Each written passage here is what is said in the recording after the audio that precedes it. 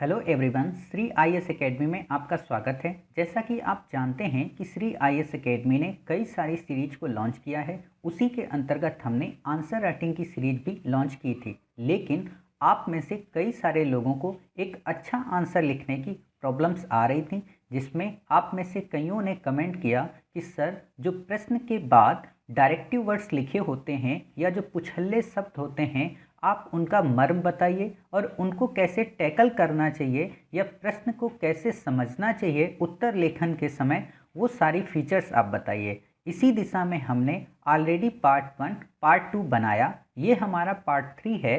इसमें हम देखेंगे कि वो जो पुछल्ले शब्द होते हैं या डायरेक्टिव वर्ड्स जो होते हैं, उनका एक एक मतलब क्या है, और उस मतलब को समझने के बाद हम अगले पार्ट में प्रश्नों के माध्यम से इस बात की जानकारी लेंगे कि वास्तव में इनको कैसे समझना चाहिए और कैसे लिखना चाहिए। तो चलिए शुरू करते हैं। ये हमारा पार्ट 3 है। जैसा कि आपको पता है कि हमने अपने लास्ट लेक्चर में कई सारी चीज़ों को कंप्लीट किया था, जिसमें हम डायरेक्टिव वर्ड्स को देख रहे थे। अब हमने उन्हीं डायरेक्टिव वर्ड्स के एनालिसिस को डिस्कस करेंगे। तो हमने पहली कैटेगरी जो बनाई थी, उसके अंतर्गत व्याख्या, वर्णन, विवरण, स्पष्ट और प्रकाश डालिए जैसे डायरेक्टिव वर्ड्स को शामिल किया था। हम ये देखेंगे कि जब भी ये प्रश्न के अंत में लिखे हों तो इनका क्या मतलब है और इन मतलब को करते वक्त हमें क्या सावधानियां बरतनी चाहिए। तो चलिए, जैसा कि आपको पता है कि जब भी व्याख्या जैसा वर्ड आपको मिल जाए या स्पष्ट करने जैसा वर्ड मिल जाए या प्रकाश डालने जैसा आपको डायरेक्टिव वर्ड्स मिल जाए, तो आप केवल क्या करें कि जो प्रश्न आपसे पूछा गया है उसे सरल भाषा में संबंधित जानकारियां देकर उसका उत्तर लिख दें। लेकिन आजकल के समय में यूपीएससी इस ट्रेंड को काफ़ी कम कर दिया है। आजकल वो आपसे व्याख्या या प्रकाश डालें या स्पष्ट करें नहीं पूछता है। ये ट्रेंड आपको पीसीएस में मिल जाएगा, किसी भी राज्य स्तरीय एग्ज़ाम को लेके। यूपीएससी आपसे जितना ट्रेंड पूछती है वो या तो विवेचना होगी, या तो मूल्यांकन होगा, या तो आलोचनात्मक मूल्यांकन, और या फिर समालोचनात्मक। ठीक, तो आप बस इसको बेसिक जानकारी के लिए देख सकते हैं। जब आपको वर्णन या विवरण जैसा शब्द मिले तो आपसे बस इस बात की उम्मीद की जाती है कि आप अपने प्रश्न में तथ्यों और तर्कों का एक आवश्यक समायोजन करें, ताकि आपका जो प्रश्न हो वो काफ़ी अच्छा लगे दूसरों की तुलना में। क्लियर? तो आपने देख लिया कि व्याख्या की बात हो या स्पष्ट की बात हो या प्रकाश की बात हो या वर्णन की या विवरण की, ये सब के सब क्या करते हैं, प्रश्न को सरल भाषा में लिखने की डिमांड करते हैं और कहते हैं कि आप तथ्यों और तर्कों का एक अच्छा समायोजन प्रदर्शित कर अपनी सरल भाषा में इस प्रश्न के उत्तर को गढ़ दें। क्लियर? ये इतना कठिन नहीं है। जो कठिन है वो अब शुरू होते हैं। आपको दूसरा पता है, आलोचना, समीक्षा, परीक्षण। यानी कि कई बार आपने सुना होगा अपनी बोलचाल की आम भाषा में कि कोई पर्सन किसी की बुराई करता है।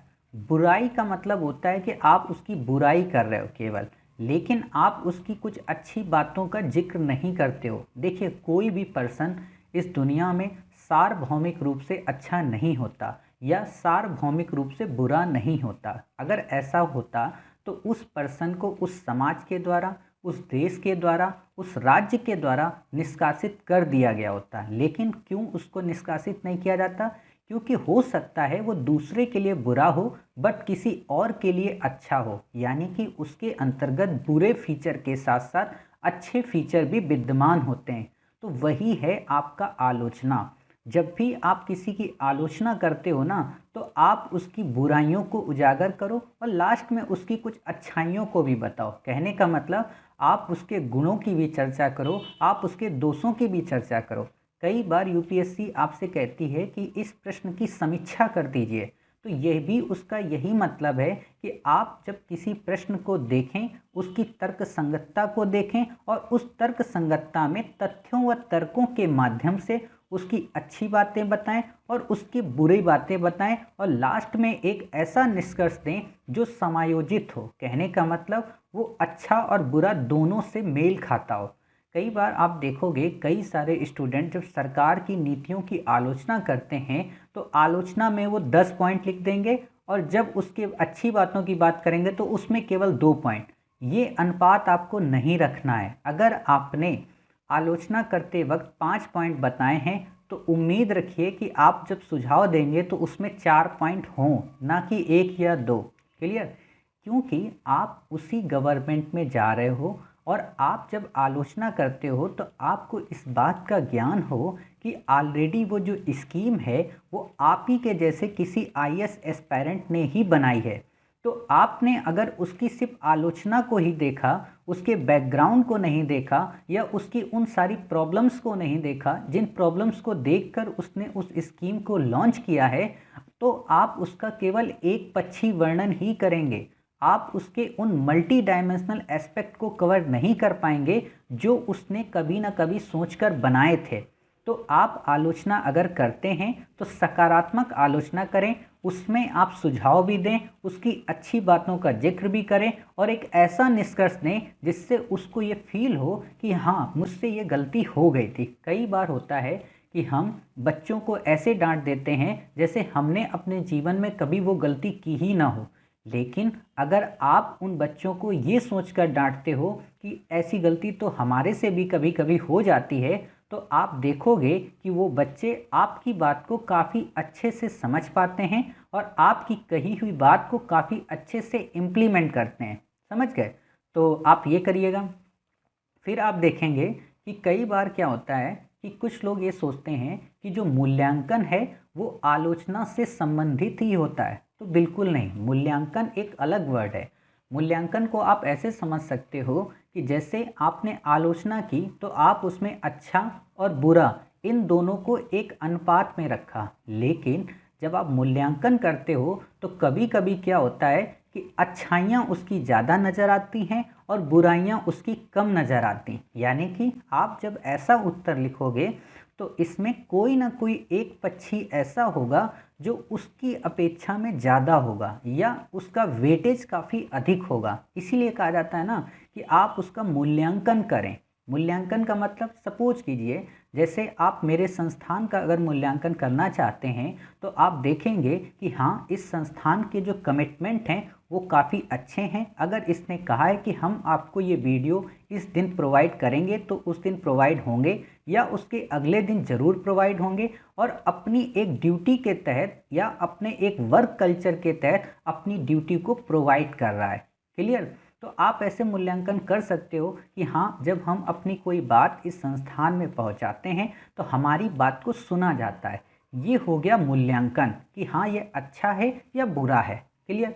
फिर आप देखोगे कि इसका जो सर्वकालिक या वर्तमान है उस महत्व को बताया जाता है, यानी कि प्रासंगिकता का भी जिक्र होता है। आप जब हमारे इंस्टीट्यूट की जब बात करते हो तो आप कहोगे कि अच्छा, ये वर्तमान की ज़रूरत है। क्यों? क्योंकि कोविड-19 के पेंडेमिक के बाद कई सारे घरों की इकोनॉमी काफ़ी प्रॉब्लम्स में आ गई, जिस कारण वो स्टूडेंट्स जो आईएएस बनना चाहते थे या जिनका सपना है आईएएस बनना, वो महंगी बुक को अफोर्ड नहीं कर सकते या महंगे संस्थानों को अफोर्ड नहीं कर सकते या फिर वो दिल्ली आकर अपने आप को किसी संस्थान में या किसी रूम रेंट में पे नहीं कर सकते। तो इन सारी प्रॉब्लम्स को देखते हुए अगर आपको घर बैठे ही वो सारी सर्विसेज फ्री प्रोवाइड कर दी जाएं तो यानी कि वो प्रासंगिक है। तो आप ऐसे मूल्यांकन करोगे। ठीक? खैर, हम आगे किसी क्वेश्चन के जरिए करेंगे। आप ये मत समझिए कि हम अपने संस्थान की एडवर्टाइज कर रहे हैं, बस बताने का एक मतलब है ताकि आपको चीज़ें अच्छे से समझ में आए। फिर आप बताएंगे उसकी कमियां कि उसकी कमियां क्या हैं और उसकी उपयोगिता क्या है, यानी कि आपका आलोचना का भाव हो। जैसे आप कमियां ये कर बता सकते हो कि इस संस्थान में काफ़ी लेट स्टार्ट किया। आप कमियां ये बता सकते हो कि इस संस्थान में अभी और सारे वीडियो लॉन्च होने चाहिए। कमियां आप ये बता सकते हो कि इस संस्थान ने अभी इंग्लिश मीडियम के बारे में स्टार्ट नहीं किया, या आप ये बता सकते हो कि इसने अभी अपनी ब्रांचेस को स्प्रेड नहीं किया। आप ये कमियां बता सकते हो। क्लियर? फिर आप उपयोगिता भी बता सकते हो कि अच्छा, इसके ये उपयोग किए जा सकते हैं। और जब आप निष्कर्ष दो, खैर कुछ भी हो, अगर संस्थान ने अपनी बातें शुरू की हैं, अगर इनिशिएटिव लॉन्च किया है, तो आज अकेले ही इस संस्थान को ऐसे चलाया जा रहा है, वो भी इस भीड़ भरी दुनिया में जहाँ पे कई सारे इंस्टीट्यूट अपना करोड़ों रुपए खर्च सिर्फ एडवर्टाइजमेंट में करते हैं, और वहीं पे ये संस्थान बिना एडवर्टाइजमेंट के अपनी बातें कह रहा है, तो आप ऐसा निष्कर्ष दे सकते हो। क्लियर? ये बातें आपको समझ में आ गई। हालांकि आगे हम अगले पार्ट में प्रश्नों के माध्यम से कोशिश करेंगे कि इन बातों को कैसे या इन डायरेक्टिव वर्ड्स को कैसे सॉल्व किया जाए। फिर आप देखोगे कि इसके बाद हमारा एक आता है विवेचना। कई बार, और ये मान के चलिए कि यूपीएससी में सबसे ज़्यादा वेटेज इस समय इसी का होता है, विवेचना का, कि फला उन्होंने कोई एक क्वेश्चन दे दिया और कहा कि इस प्रश्न की आप विवेचना करो, तो स्टूडेंट परेशान हो जाते हैं कि विवेचना का आखिर मतलब क्या होता है। तो विवेचना का मतलब ये होता है कि आप प्रश्न में दी गई बात में एक बात वो देते हैं, कहने का मतलब वो अपना एक एस्पेक्ट आपको दे देते हैं, एक नज़रिया आपको दे देते हैं, और आपसे कहते हैं कि आप इस नज़रिए की मूल्यांकन करो, साथ ही इस नज़रिए के अलावा आप उन छिपे हुए अन्य नज़रियों के बारे में भी बताओ जिनकी जानकारी हमने आपको इस प्रश्न में नहीं दी।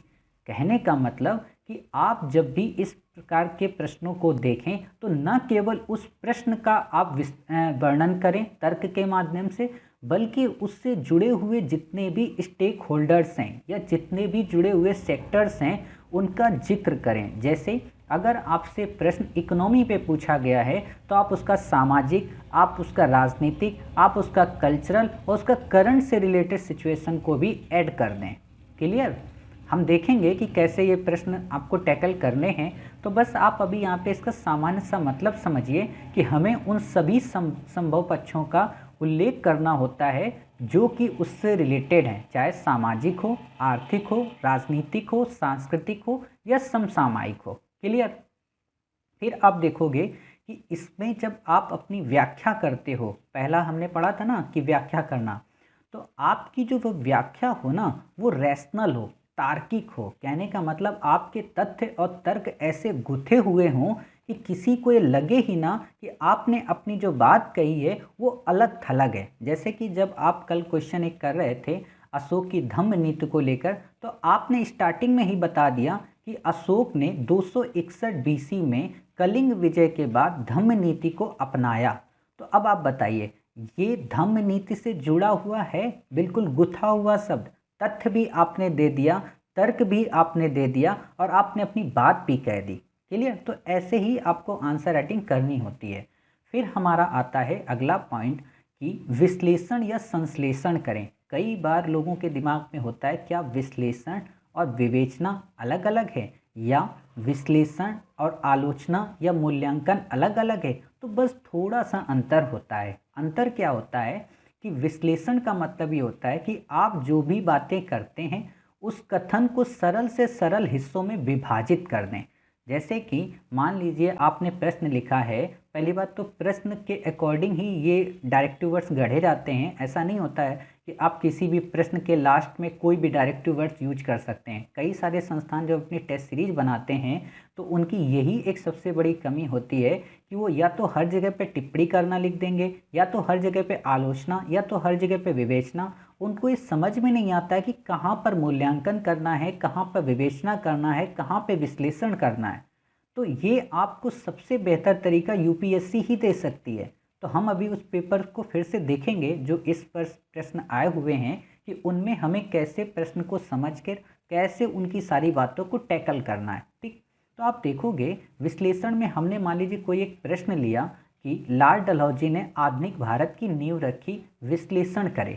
ठीक? हालांकि यहाँ पे विश्लेषण नहीं आएगा, लेकिन एग्जाम्पल के लिए आप बस समझ लीजिए यहाँ पे विवेचना वर्ड आएगा या तो मूल्यांकन आएगा। अब आपसे अगर इसने कहा कि विश्लेषण करें, तो आप क्या करें, लॉर्ड डलहौजी की बातें, आप आधुनिक भारत की नींव की बातें सरल से सरल हिस्सों में डिवाइड करके लिख दें और बता दें कि किस प्रकार उसने आधुनिक भारत को निर्माण की नींव रखी, चाहे वो राजनीति की फील्ड हो, चाहे आर्थिक की फील्ड हो, चाहे इकोनॉमी की फील्ड हो, चाहे सामाजिक क्षेत्र की बात हो। उन सारे एस्पेक्ट को कवर करते हुए आप अपनी बात कह दें और जब आप ऐसी बातें कहते हैं ना, तो वही जो मैंने बताया था अभी कि जब आप डलहौजी के बारे में बताओगे तो उसका एक सामान्य परिचय दोगे W5H1 थ्योरी के अंतर्गत। W5H1 क्या है? वाट, वाई, वेन, वेयर, हु और हाउ। आपसे बस इतनी ही उम्मीद की जाती है। अब यहाँ पे एक बात और बता दें, आप जब ला डलहौजी के बारे में लिखोगे तो ला डलहौजी क्या है ये थोड़ा ना लिखोगे, ला डलहौजी क्यों है ये थोड़ा ना लिखोगे, ये लिखोगे ला डलहौजी कब आया, कहाँ का था, गवर्नर जनरल था, कौन था आपको पता है, हाउ मतलब उसने कैसे सारे वर्क को इम्प्लीमेंट किया। तो ये चीज़ें आती, ज़रूरी नहीं कि कभी कभी आपके पांचों काम ही आ जाएं, इनमें से एक दो काम आएंगे, तीन काम आएंगे, तो आपको ये बस देखना है। क्लियर? फिर आप देखोगे इसी में एक वर्ड आता है संश्लेषण करना। देखिए मैं आपको फिर से बता देना चाहता हूँ, ज़रूरी नहीं है कि यूपीएससी आपसे संश्लेषण वर्ड ही पूछे। आप कई वर्षों के बैक ईयर पेपर उठा के देखेंगे, वो या तो विश्लेषण पे ज़्यादा फोकस करते, या विवेचना पे, या आलोचना पे, या समालोचना पे, या टिप्पणी पे। इन पांच के अलावा यूपीएससी बहुत कम है जो बाकी के डायरेक्टिव वर्ड्स पे फोकस करे, रेयर आ जाए कभी, समझ गए। और जब आप उस प्रश्न को भी देखेंगे तो वो आपका इन्हीं पांचों में से किसी ना एक से सॉल्व हो जाएगा। इसलिए इतनी कहानियाँ आपको याद नहीं रखनी है, बस मुझे आपको समझाना था, तो इसलिए मैंने उन सारे डायरेक्टिव वर्ड्स को कवर किया। बट आपको अपनी जो कमांड बनानी है वो इन 5 से 6 में बनानी है, और उनको हम प्रश्नों के माध्यम से और अच्छे से टैकल करेंगे। संश्लेषण का मतलब है कि बिखरी हुई चीज़ों को जोड़कर एक करना। कहने का मतलब कि आपको उन्होंने एक प्रश्न दे दिया, आधुनिक भारत वाला ही दे दिया, मान लो ला डलहौजी का, तो अब आप बताओगे कि आधुनिक भारत की नींव क्या डलहौजी ने रखी, या इससे पहले की जो गवर्नर थे उन्होंने कुछ ना कुछ योगदान दिया। इसके अलावा जो भारतीय थे उस समय का जो सामाजिक सुधार आंदोलन था उसने भी थोड़ा सा योगदान दिया, उस समय की जो ब्रिटेन की गवर्नमेंट थी उसने भी दिया, और उस समय का जो युग था इंडस्ट्रियल रेवोल्यूशन का प्रबोधन और पुनर्जागरण का उसने भी दिया। कहने का तो वो जितने भी बिखरे हुए पॉइंट थे ना, आप उनको एक साथ ऐड कर दोगे। क्लियर? इस तरीके से हमारे ये सारे डायरेक्टिव वर्ड्स कंप्लीट हो जाते हैं। अब हम अपने नेक्स्ट पार्ट में देखेंगे कि जो डायरेक्टिव वर्ड्स पर आधारित जो प्रश्न इस वर्ष आए हुए हैं उनको हमें कैसे सॉल्व करना है। साथ ही हम ये देखेंगे कि उन प्रश्नों का फ्रेम हम कैसे बना सकते हैं। लेकिन मैं आपको एक बात बता दूं कि मैं उन पूरे प्रश्नों को डिस्कस नहीं करूंगा, केवल मैं सिर्फ आपको फ्रेम बताऊंगा, ताकि आपको ये लगे कि अच्छा हाँ ये फ्रेम है और इसके अंतर्गत हमें ये चीज़ें लिखनी है। तो आप जैसे कि देख सकते हैं पेपर जो इस वर्ष आया था, तो ये GS1 का पेपर है, ठीक। तो हम इसमें देखेंगे कि विवेचना का क्या मतलब होता है, या विश्लेषण का क्या मतलब होता है। इन सारी चीज़ों को हम करेंगे कि विवेचना का क्या मतलब है, विश्लेषण का क्या मतलब है, मूल्यांकन का क्या मतलब है। क्लियर? देख रहे हो ना, इस वर्ष सबसे ज़्यादा यही चीज़ें आई हैं। फिर आप देखोगे विवेचना का क्या मतलब है, फिर है औचित्य सिद्ध करना। औचित्य सिद्ध करना का मतलब मूल्यांकन करना, या आप कह सकते हो कि इसकी प्रासंगिकताएँ क्या हैं, ठीक। फिर आप इसके दूरगामी प्रभाव यानी कि प्रासंगिकता की बात कर रहा है, मतलब वही वर्ड हैं लेकिन उनको हिंदी में पर्यायवाची के रूप में अलग अलग कर दिया गया। उदाहरणों सहित कारण बताइए, ठीक। फिर आपसे पूछा गया प्रासंगिकता समाप्त हो गई है, उदाहरण सहित बताइए। लगभग वही सारे वर्ड आपको मिलेंगे। फिर आपको टिप्पणी करने के लिए कहता है, फिर आपसे कहता है तर्क दीजिए, फिर आपसे देखिए विवेचना, फिर आपसे कहता है टिप्पणी कीजिए। टिप्पणी में मतलब आप सामान्य सी बातें आप लिख दीजिए। फिर विवेचना, आप देख रहे हो ना कि बाकी वर्ड नहीं आ रहे, केवल विवेचना। आलोचनात्मक परीक्षण कीजिए। फिर आपसे पूछा कि स्थायी निराकरण के उपाय सुझाइए। कई सारे ऐसे प्रश्न आपको मिलेंगे GS1 में, GS2 में। विस्तृत वर्णन कीजिए, आपको दिखा, परीक्षण कीजिए, ठीक। फिर आपको मिला औचित्यपूर्ण उत्तर दीजिए। फिर आपको मिला क्या आप इससे सहमत हैं, ठीक। फिर आपको मिला शिक्षा व्यवस्था के संचालन में योगदान, विस्तृत उत्तर दीजिए। कहने का मतलब काफ़ी आसान तरीके के जो डायरेक्टिव वर्ड्स हैं वो यूपीएससी आजकल पूछती है, ठीक। तो अगले पार्ट में हम इन्हीं डायरेक्टिव वर्ड्स पे ये जितने भी क्वेश्चन हैं इनका फ्रेम सहित डिस्कस करेंगे, और कोशिश करेंगे कि हम इस बार के जितने भी पेपर में क्वेश्चन आए हैं उन सबको अच्छे से टैकल कर सकें। क्लियर? तो मिलते हैं अपने अगले पार्ट में, तब तक अपना ख्याल रखिए और स्वस्थ रहिए।